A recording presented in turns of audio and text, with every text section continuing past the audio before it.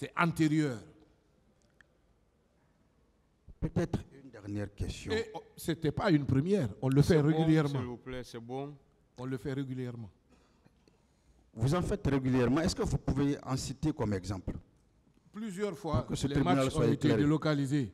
Même, il n'y a pas un an, les matchs du championnat national, vous avez vu, lorsque les matchs se jouaient au stade de Nongo, Général Lansana Conté, on a exclu le stade Général Lansana Conté des matchs du championnat pour les amener au stade Petit Souris et puis sur d'autres terrains où on a mis des gazons synthétiques. C'est une stratégie de maintenir l'infrastructure intacte pour une période. Passé cette période, tout est autorisé. D'accord. Monsieur le ministre, est-ce que vous vous rappelez la date à laquelle l'administration du stade avait décidé que rien ne se fasse au sein sur la pelouse jusqu'au 11, ou tout au moins? C'était en début septembre. Début septembre. Je ne me rappelle pas de la date parce que c'est quand même... C'était quand même en début? En début septembre? Oui, tout à fait. En début septembre, n'est-ce pas? Oui. Alors, dites-moi, monsieur le ministre, l'administration du stade prend une telle décision administrative. Le ministère, le MATAP, prend une décision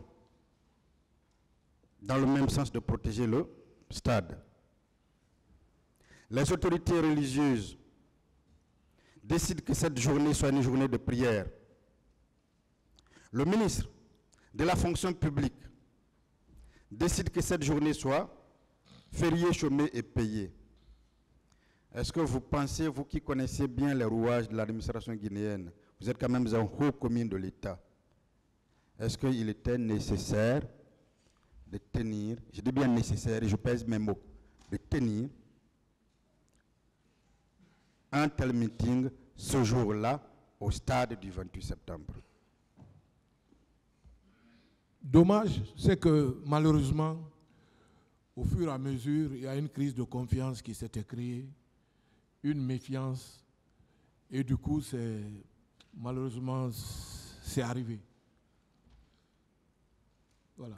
On peut donc conclure que si cette force vive de la nation à l'époque des faits, qui était quand même composée d'anciens premiers ministres, comme d'ailleurs vous l'avez brillamment exposé ici, si elles étaient entrées dans l'esprit ne serait-ce que des religieux, ce qu'on a vécu au stade du 28 septembre, le 28 septembre 2009, ne serait pas arrivé.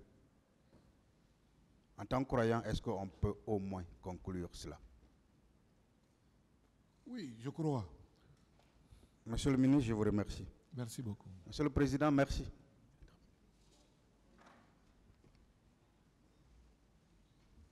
Il n'y a plus de questions. Partie civile.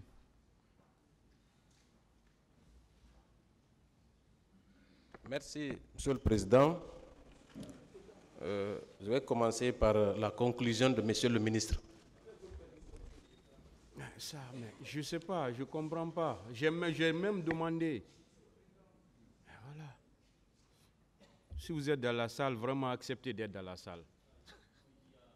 Voilà. Excusez-moi, maître. Allez-y.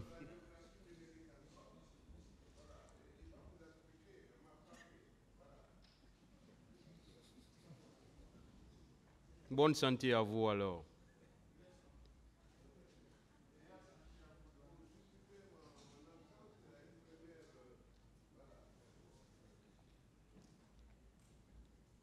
Merci, Monsieur le Président. Monsieur Keïra, et vous avez déclaré ici, je ne sais pas si vous le maintenez, que vous avez été nommé 3 mois avant les événements douloureux du 28 septembre. C'est ça, non? Oui, je crois. Je crois bien. Vous pouvez donner la date précise de votre nomination? Non, je ne peux pas vous donner la date. Quelles sont les fonctions ministérielles que vous occupez au moment des faits? Ben, j'étais ministre de la Jeunesse, des Sports et de l'Emploi jeune. Et de l'emploi jeune. Emploi jeune, oui. Très bien.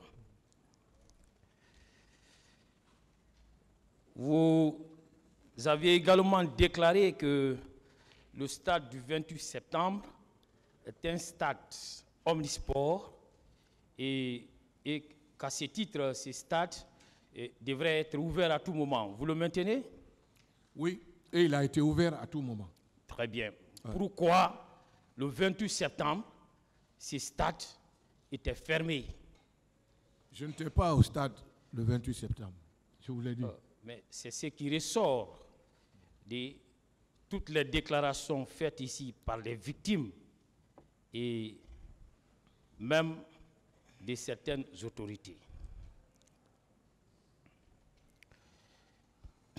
Et vous avez dit que vous vous êtes abstenu au premier moment des faits d'intervenir au stade parce que vous aviez dit que c'était une scène du crime et qu'il fallait observer un certain temps avant d'y intervenir. Vous le maintenez?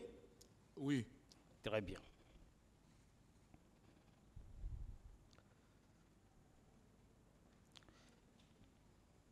Et ça veut dire que avant d'intervenir, vous devriez être rassuré que les enquêteurs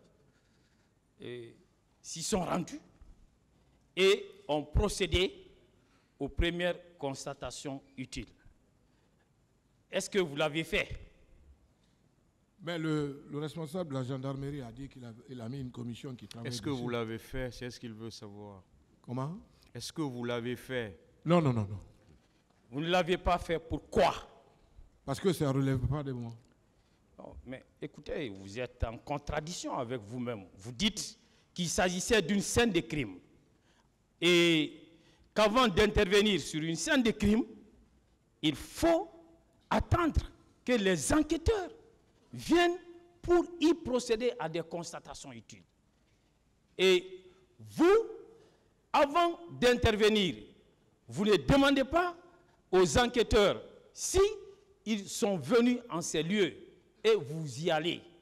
Est-ce que ce n'est pas un gros risque que vous avez pris en acceptant d'aller sur une scène de crime avant les enquêteurs? Je ne pense pas que ce soit un risque, parce que ça n'a pas empêché les enquêteurs de faire leur travail. Et je vais tout à l'heure, avec la loi à l'appui, vous démontrer par A plus B que c'était un gros risque et que d'ailleurs, cela constituait à l'époque une infraction à la loi pénale.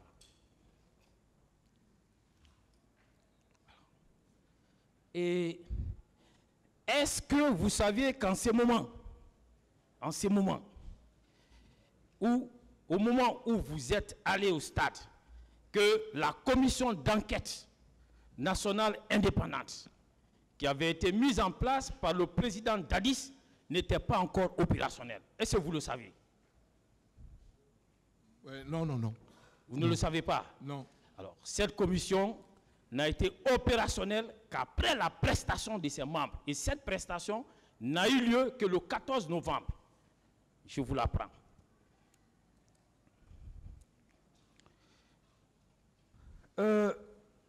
Vous avez déclaré que vous êtes rendu au stade avec une équipe de la RTG. Vous le confirmez? Une équipe multimédia. Il y avait la RTG, mais il y avait d'autres médias. Voilà, une équipe multimédia. Oui. C'est-à-dire, vous ne vous contentez pas d'y aller seul, mais vous trouvez d'autres personnes que vous ajoutez à vous et aux membres de votre cabinet et vous vous rendez sur la scène du crime. Pour aller constater. Très bien. Vous dites que lorsque vous êtes venu, vous avez trouvé une scène désolante. Vous le confirmez? Oui. Vous avez filmé cette scène désolante. Vous avez fait filmer. Oui.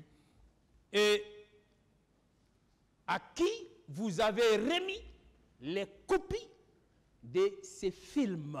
Non, Je n'ai pas le droit de prendre les copies, c'est aux journalistes de restituer. Ils ont pour mission de restituer, c'est tout.